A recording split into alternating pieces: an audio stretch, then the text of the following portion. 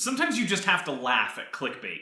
I love how they overstate the intensity of the story, and then when you click on it, it's completely normal. Man walks into a grocery store with guns, and you'll never believe what happened next.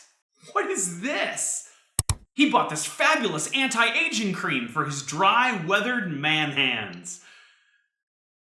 What? I never said he had the guns out.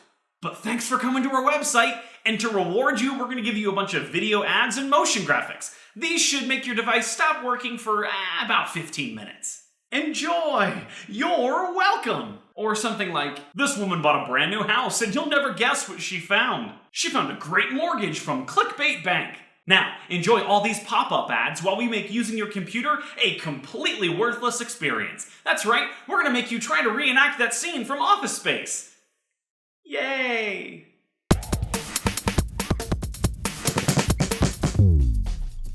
Sometimes I feel like religious stories get the same treatment as clickbait. For example, CNN recently had the headline, Pope to Church, be more accepting of divorced Catholics, gays, and lesbians. I have to be honest, at this point I find myself asking a very Lutheran question.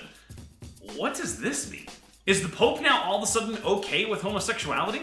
Is divorce just not a big thing anymore? No and no. At this point, I might think the Pope would agree with the Reformation theologian Philip Melanchthon, who famously said, nothing can be said so carefully that it can escape misrepresentation. The Pope recently released the long-awaited and much debated On Love in the Family. It's an official document of the Vatican that outlines the Roman Catholic position on morality and pastoral care for things like sex, marriage, and the family. In the document, the Pope pushes for a more grace-focused approach when it comes to divorced people and homosexuals. He states that by thinking everything is black and white, we sometimes close off the way of grace and growth. But does this mean an all-out acceptance of divorcees and homosexuals in the Roman Catholic Church? On the basis of the small portions that I read of the 260-page document, I would say yes and no.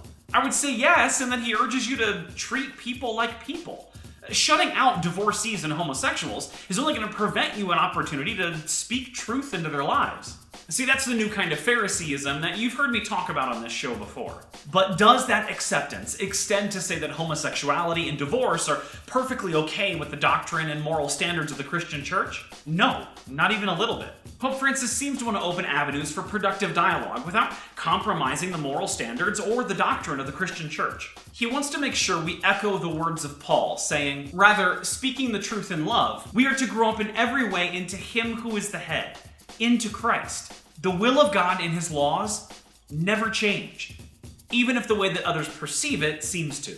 But that doesn't give us as Christians license to treat people like they're less than human because of their struggles or sins. So is the Pope urging us to be more accepting of homosexuals and divorcees?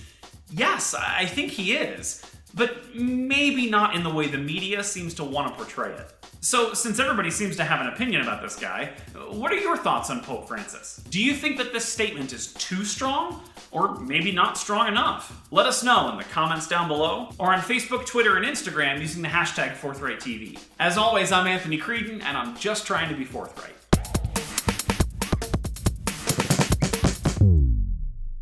Sometimes I wonder what clickbait would look like if they were actually honest about their intentions. Click here to see this touching story of a military man's return home, just so that you'll be forced to look at all our ads and we'll make more money. We sold a bunch of advertising space to a bunch of companies with the promise that you would come and visit our website.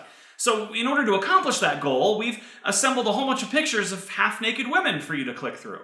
We purposely left out a crucial bit of information in the headline to this article, because we know it would appeal to that little part of you that feels like you just gotta know what this one guy saw. When in truth, all we really want you to do is come to our website and buy a bunch of crap that you don't need. So, yeah.